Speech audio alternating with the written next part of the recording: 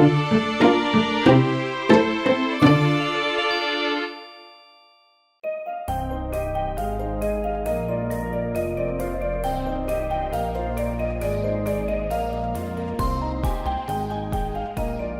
fellow detectives. Welcome to Unlocked, the official podcast for all things Nancy Drew by Her Interactive.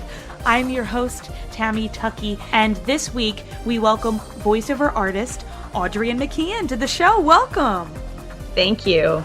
You know, you probably have the biggest list of voices for Nancy Drew that I have ever seen of all the people I've interviewed. So, you know, before we jump into that, what really inspired you to go into the entertainment industry and particularly just voiceover in general? Yeah, so I've been an actress for most of my life. When I was little and someone would ask me what I wanted to be when I grew up, I always said Miss Piggy. Because I just thought she was so glamorous. And someday I just wanted to be, a movie star. As I grew up, I realized that, the movie star lifestyle was probably not for me. I actually liked to have privacy and, a life outside of that. And so I started getting into voiceover work because I realized that I could have much more of a life doing that. Theater just takes up so much of your time, and same with film. But a voiceover contract is really short. You can go in and kind of get something accomplished in one day, and then it's just out there for the world to enjoy. And I really love that. Sometimes I can surprise people.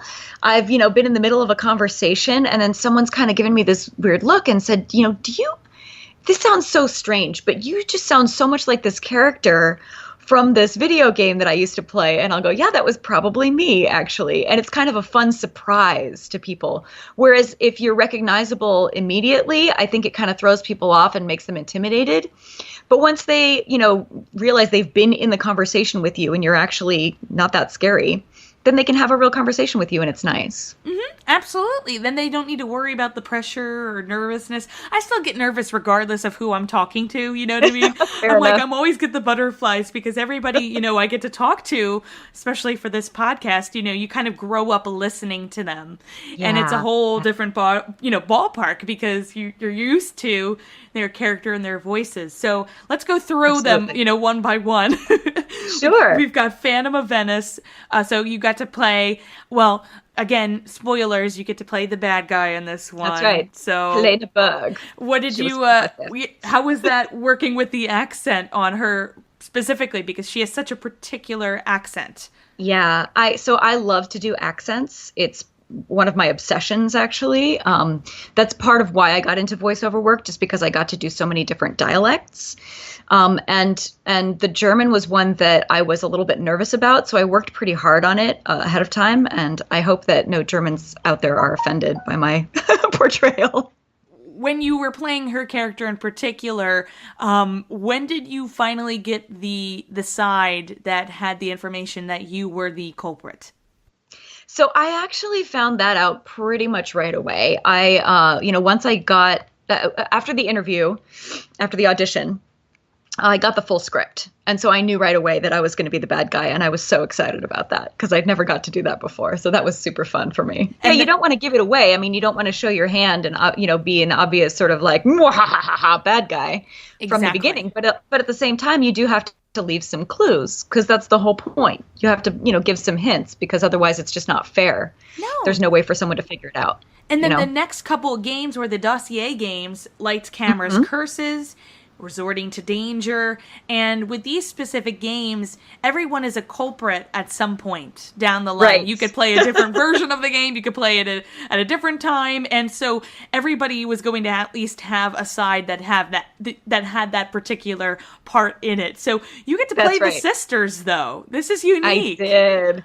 What was that? What was that? How did they explain that to you? So it was really fun because when I actually got, auditioned, the gals who auditioned me were actually twins. So it was a little bit intimidating, but also super fun because I got to kind of see how their voices were similar but slightly different. They had different inflections and different ways of saying things. So I got to play with those voices and try to create, something that was similar but not the same. Yeah, it always fascinates me to see how they kind of bring these characters to life because, of course, it's always very different from what I had imagined in my head. But it's just really fun to see that creativity and see them brought to life. And then you go back to the regular series with Warnings at Waverly Academy with Rachel. And also you're credited as a couple of background voices. So I'm going to assume when you were doing that session as Rachel, they said, oh, can you fill in some things for us? Is that how it kind of worked? Or Yeah, I mean, again, because I do a lot of different voices and dialects, they were like, hey, since you're here, could you voice a few of these? And I was like, of course. Yeah, that's always fun. It's always fun to do. And your most recent character is actually a reoccurring character now. And yeah. I think she's really cool. Savannah. So she is in Shadow at Water's Edge, Ghost of Thornton Hall. And she is a previous ghost hunter that has been writing books. And she kind of was stopped writing her second book after being so scared on one of the hunts that she was on. And she's so positive and she's very directive and she knows what she's going for. And I really like that part of her character. So how did they present her to you? Because again, she has no visuals. We don't know what she looks like. I actually was really fortunate because the first time I played her, I just kind of threw a voice out there, with the name Savannah. I was like, she's got to be Southern. So I just kind of threw that voice out there. And I think that really affected the writers too. I think that they kind of heard that and it shaped who she was from there on. And I think Savannah's actually a lot like me. It's the character that's kind of the most me. I put the most of myself into her, if that makes sense. And she's really helpful too. It's always cool to have another phone character because typically we get the Hardy Boys and Nancy's boyfriend, Ned, Bess and George. And so it's interesting to have a new character who comes in and puts a different perspective on things because she does believe in the unknown as opposed to Nancy believes in straight-laced, this is usually a man behind a mask, right? Behind the situation. She's kind of like Nancy, I would say she's like Velma, while Chin is probably not maybe Shaggy, but still has the same thoughts that maybe ghosts are real. You're putting it in a different perspective. So what are your thoughts? Do you believe in the unknown like Savannah? I do. I'm definitely a little bit more woo. Yeah, I think you always have to have that kind of Mulder and Scully balance. You've got to have the person who's a little bit out there, who's a little bit, like anything could happen. And then you have to have the skeptic who's really rigorous about making sure that okay, is there no other explanation for this? It's like a checks and balances thing, you think? Yeah, definitely. I think that's the kind of woo creative types tend to gravitate toward more logical types. And that, together we balance each other out. Because it's another strong female character. Did you grow up with Nancy Drew reading the books, or did you play any of the games previously? Or yeah, I grew up reading the books for sure. I hadn't played any of the games, but what's fun is that now my daughter is at the age where she can play them, and so I'm finally starting to introduce her to the Nancy Drew games, and it's always so fun when she recognizes my voice and she looks up and goes, "That's Mama!" Oh, what did you think when you first heard your voice in the game when you got to play it? It's I get a little self-conscious about it, of course, because I'm more focused on my voice than I am on the game, and it kind of throws me off. So I like to watch her playing it because she doesn't get so worried about how did I sound. Do you ask her before she finishes the game, who do you think it is? Oh yeah, definitely. We have lots of conversations along the way. She's always asking me. She's like, "Mom," and I'm like, "I'm not going to tell you that." And then when she finally finds that your character is the culprit, what does she do? She goes, "Oh, Mom, how could you?" Right? No, I think she, after a while, she kind of forgets that it's me, and she just kind of gets into the world of the game. Yeah, she has a little sister who is really into spooky things. She loves, kind of creepy, spooky stuff, and so she loves to watch Ghosts at Thornton Hall. That's her personal favorite. Ooh. So she's always bugging her big sister to play that one. Oh, look at that. See, you're getting together and solving some mysteries like the detectives they are. bringing families together.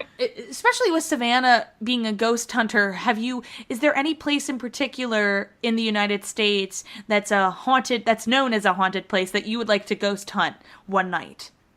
I actually have. Ooh, where?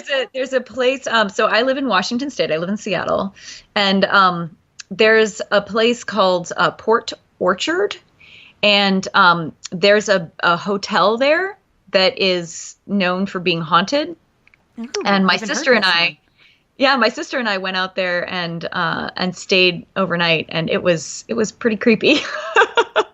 Do you have any advice for somebody who's going to do that at some point? Like, what did you bring anything with you, or did you kind of prepare yourself? Don't try to do it by yourself. Make sure you're not alone. Yeah, so I can tell you one little ghost story of my own.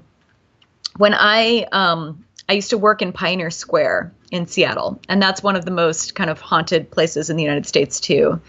And there's a place right next door to where I was working that's really, really old. It's one of those, it used to be a hotel, just kind of bar and lounge places. And it's called the Merchants Hotel.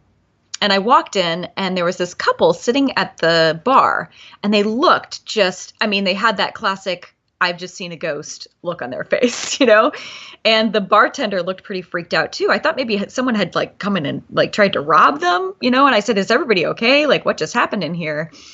And they were so kind of just thrown off by this that they were like, I just need to show you this because I don't know how else to explain it.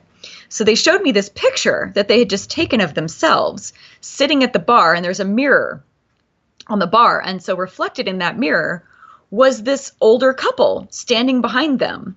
And you could just see the backs of their heads. And there was kind of these white-haired heads. But there was nobody else in the bar. And and everyone was just really freaked out by this when I walked in. And I was like, wow, good timing. Whoa. Yeah. Creepy. Yeah, what have you been up to recently, with games, overall in general? Are you, still voicing over characters in different, worlds, or are you doing something a little bit more different? So lately I've been just very focused on, my kind of day job. I work at PlayFab, which is a company that does backend tools for games. And we actually just got acquired by Microsoft. So I've been just very focused on kind of integrating into such a huge company. We went from a 17-person company to, to Microsoft. So that's taken up a lot of my time, but I have done actually some voiceover work for a couple of the games that we support. And one of those is Crush, which was a really fun, silly little game that I got to do. And I got to do a couple of really fun voices for that. Nina, who is the kind of, assistant, a secretary. And then Bonnibel, who is a chef, and she has a kind of Savannah accent. So that was really fun. Do you have a way for listeners to stay in touch with you, to follow you on social media, or to check out your website? Absolutely. So I am on Twitter as Twisted a Sister. So that's a good way to get in touch with me. And you can actually write to me at my personal email. I'd love to hear from you. So it's AudrieMac, ADRIEMAC @gmail.com. There you go. Keep in touch, and maybe if you're back for another Nancy Drew game, we would love to have you back and talk more about that. That's so, it's great to talk to somebody who's been over 5-6 different voices for the company. Bravo to you. That's awesome. Look at you. Well, I'm very open to come back, so invite me anytime. And my final question is, if you could describe your experience working with Her Interactive and being a part of the Nancy Drew universe using one word, what would that be? Delightful. Just delightful. It's always wonderful. They always treat me so well, and everyone's just really fun to work with. And the fans, what a great group of people. I just, every time I've been approached, it's just been so, enthusiastic and respectful, and what a great bunch of people, honestly.